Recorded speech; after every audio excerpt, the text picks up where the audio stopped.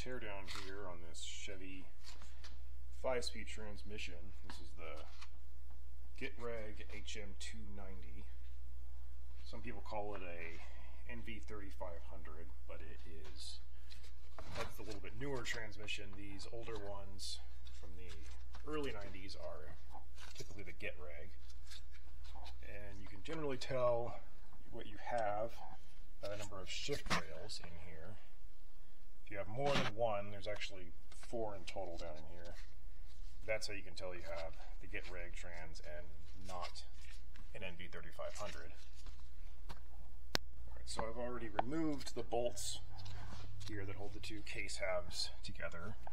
There's also 2 alignment dowels here that you're going to want to knock out, most likely. They tend to get rusted and stuck, and it will make it very difficult to pull the transmission apart. There's the other one down in there. So yeah, it's best to just hammer those out of the way. Another way to tell if you have one of the older transmissions is if it has the external slave cylinder with the clutch fork here. The newer ones will have an internal cylinder that's part of the thrust bearing. So, go ahead and get this out of the way.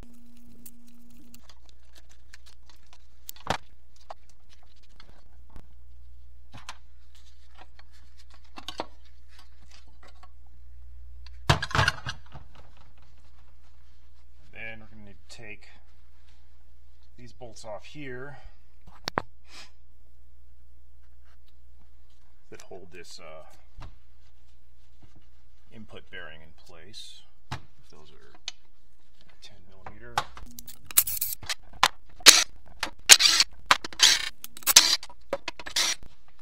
It's kind of stuck.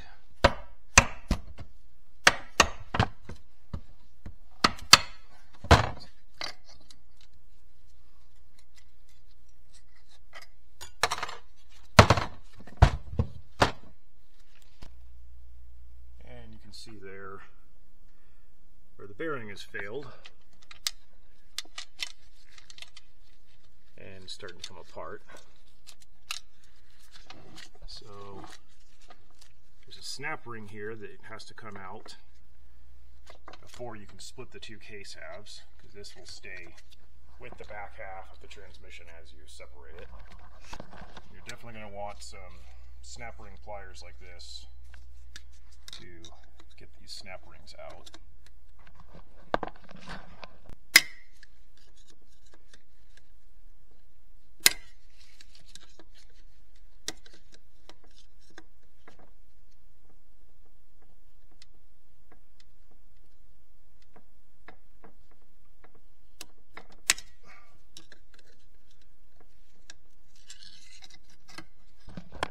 Okay, and there's a snap ring.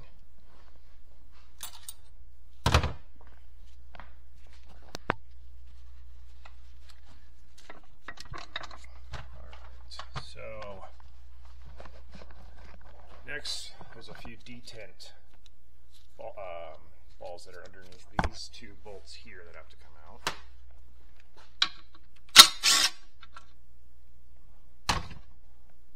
These hold the shift rails in place. Reverse sensor there.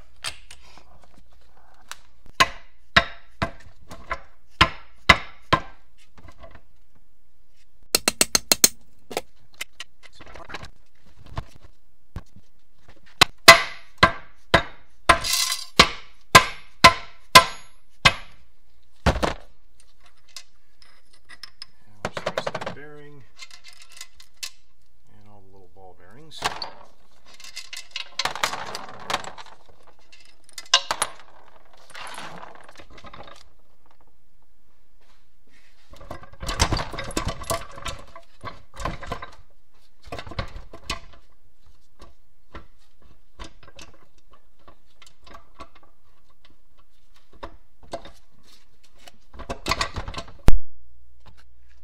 So I'm pretty sure this pin here also has to come out. Got it separated a little more, but I think that's holding this main shift rail in place, and going to see if I can use a little heat and pull that out.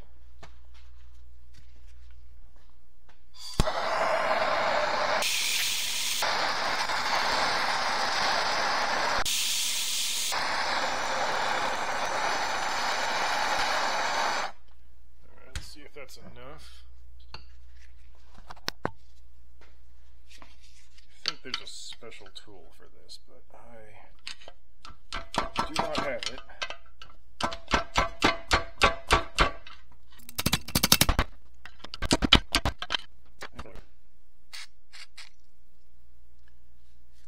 Little PB blaster, see if that'll loosen it up.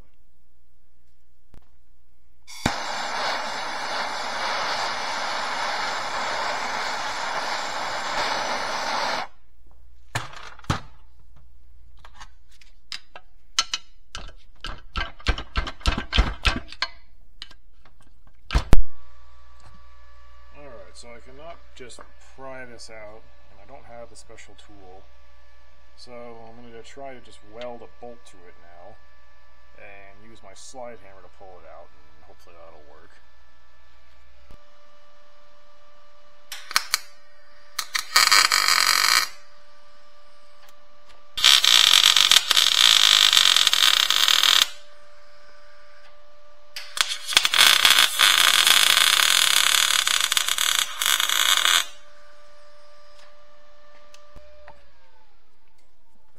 Hopefully this will hold, and I can pull it out with the slide hammer here.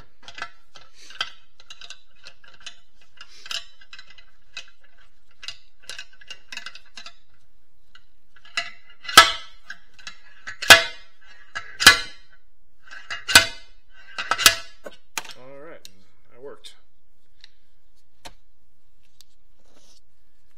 Spring. Should be a detent ball inside of there.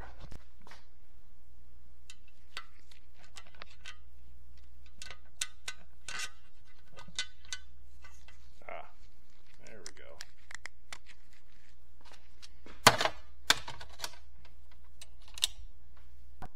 Okay, let's see if now I can separate the two halves. Yep, that's what was holding it back.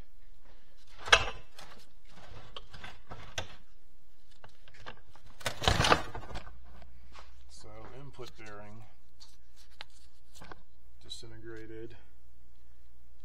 Countershaft bearing doesn't look bad, but there was another bearing that fell apart in here when I was taking this two halves apart, so I gotta figure out what that was. Gears don't look too bad. Don't want to lose track of that. And this bolt here, now it's got a nut on the back side of it. Not really sure what that does. Maybe it has something to do with keeping this in place. Alright, now to get the rest of the gears on the back half of the case. So this here will hold 3 more little detents that have to come apart. Those correspond with these 3 shift shafts here.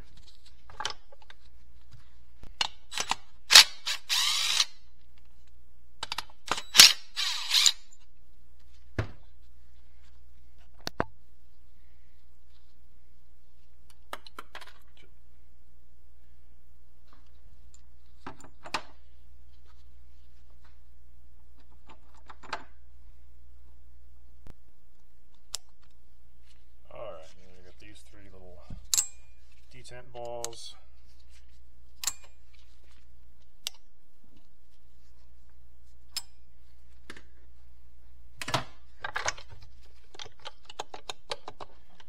That'll loosen those up.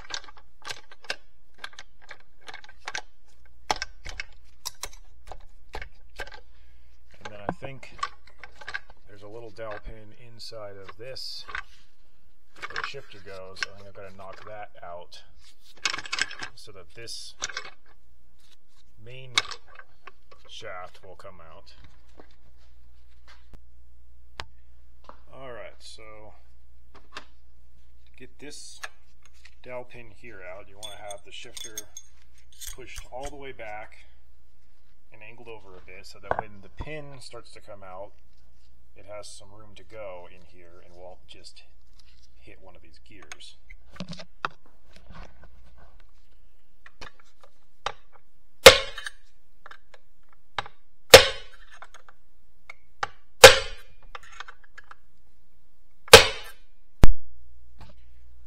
So that roll pin is not coming out.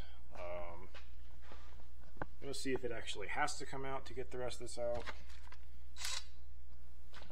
There's a bolt here that holds in the reverse gear shaft. So take that out.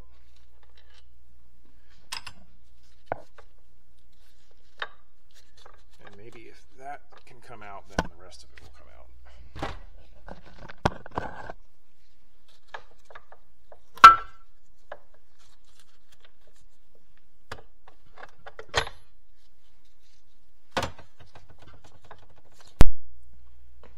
So still figuring out how to get the gears out of the lowercase half.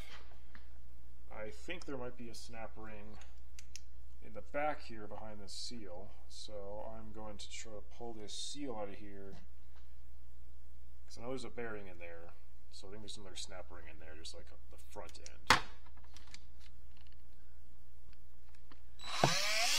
Drill this out so I can use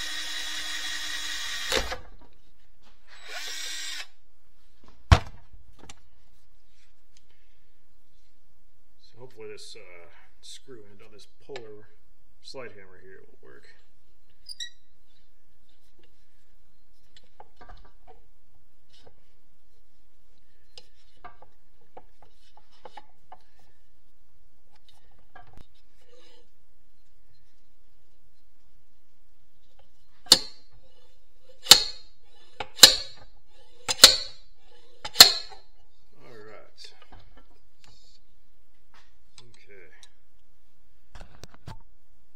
Did work to pull that out.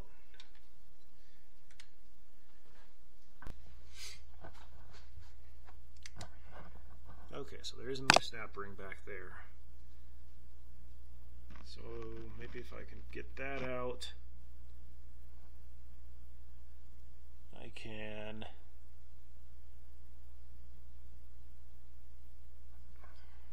slide this main. I got that loose.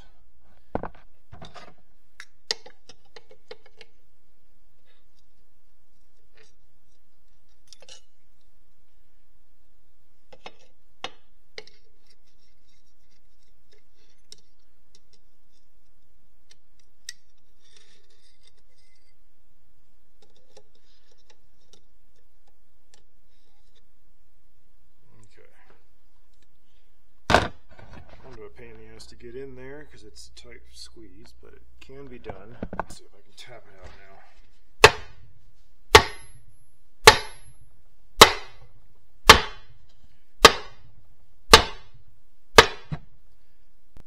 Well, there is another snap ring on the reverse idler there. Maybe if I pull that.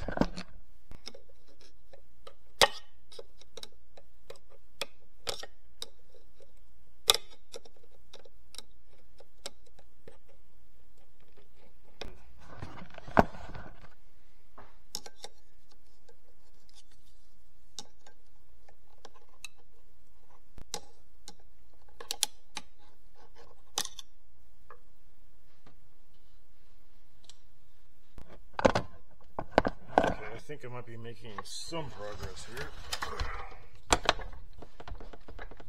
Okay, so I think this pin in the shifter here does have to come out. I use the air hammer to knock it out most of the way. So, let's see if I can get this out a little farther.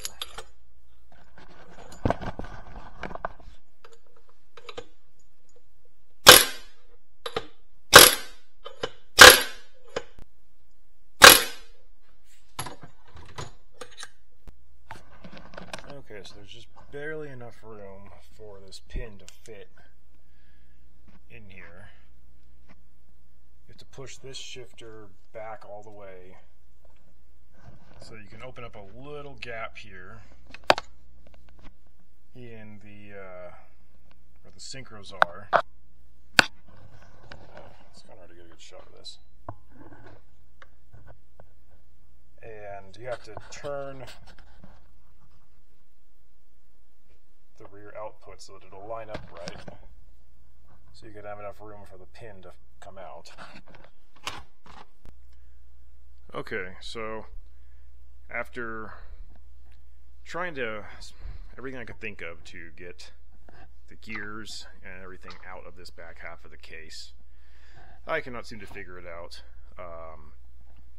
Even found a diagram online that was a GM service manual that made mention of just somehow tapping on the case and everything's supposed to just slide out. Didn't seem to come out. Tried hammering on the back end of it here. It moved about a ½ inch. It just will not move. And I'm just going to put a new input bearing on it, replace the front bearing here on the counter shaft, and get it back together. I need my truck running again, and I don't have time to keep messing with this. The rear bearing doesn't seem to be in too bad a shape. I don't feel any play back there, so I think it'll be fine. I know on the two-wheel drive transmissions, they have some bolts that you have to take out that are in the back here that hold a little retainer that holds the rear bearing in place.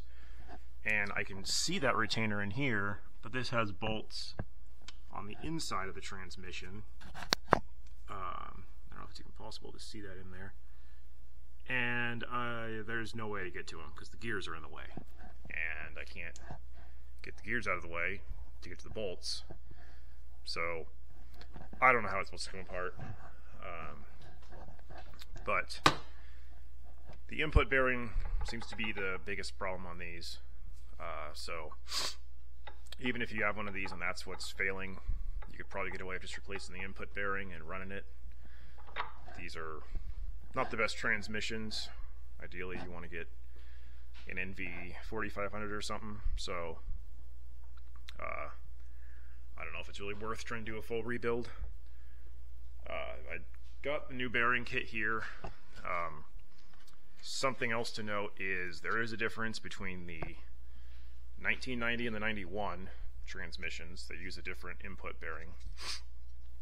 The first rebuild kit I got was for a 91, so it had the wrong bearing.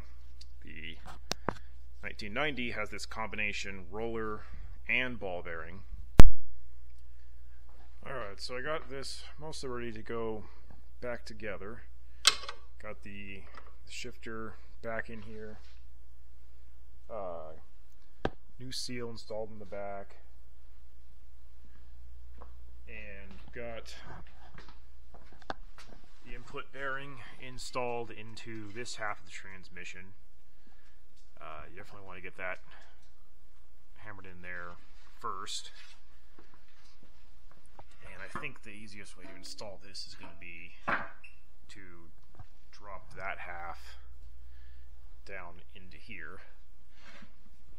The other part that needs to be installed is this is part of the main shift shaft here. Realized later I didn't actually need to unbolt that. It sets right in here, and that's where that shaft goes. And it was this little bolt that I took out at the start. So you want that bolted in first.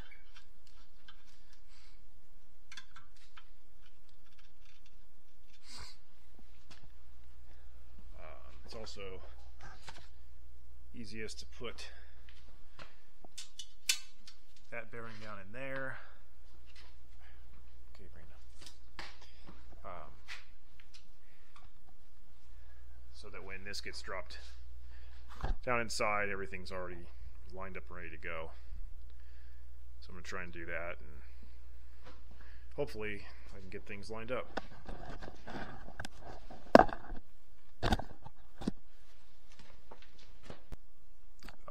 Also, I'm going to want to put some sealant around the two mating surfaces first, and then slide the two halves together.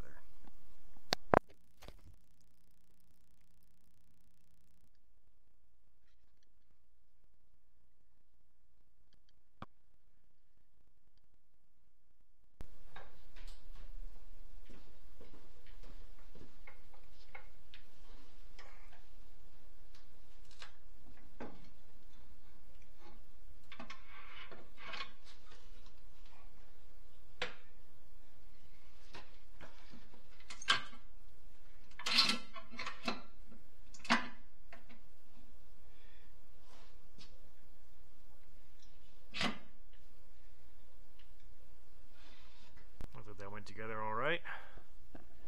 Hopefully everything lined up in there. Get the alignment dowels back in there.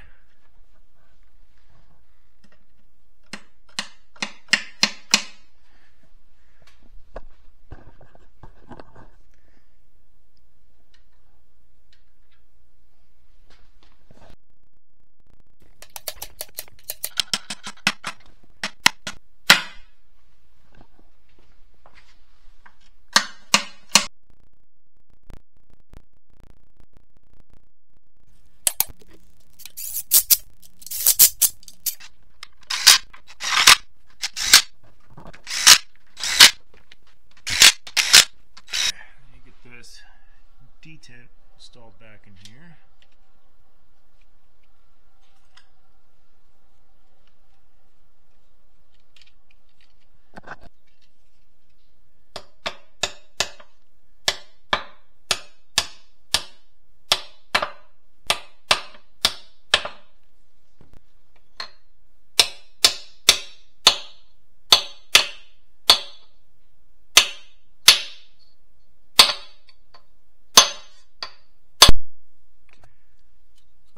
Got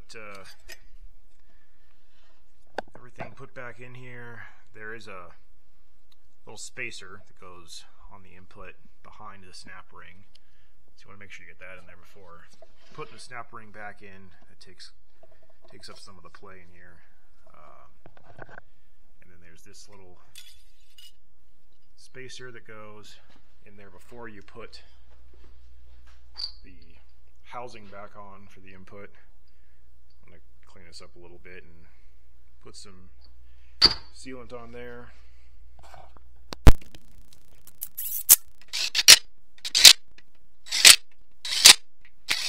Alright, now just to get the clutch fork back in there and finally get this back in the truck. So, got the transmission all reassembled, pilot bearing, or throwout bearing, clutch fork.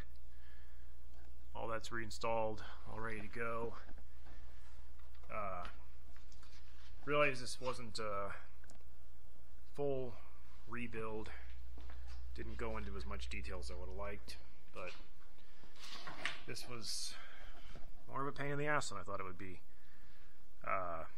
Didn't know these transmissions were so terrible to try to work on. Probably going to just be on the lookout for an NV3500. See how long this one lasts. It's not even the transmission that was supposed to be in this truck. It's actually got a 6.5 diesel in it. Surprised this has lasted this long. So anyways, hopefully someone found this helpful. If you do, give it a like, and I'll try to work on making more videos. But anyways, yeah, that's about it.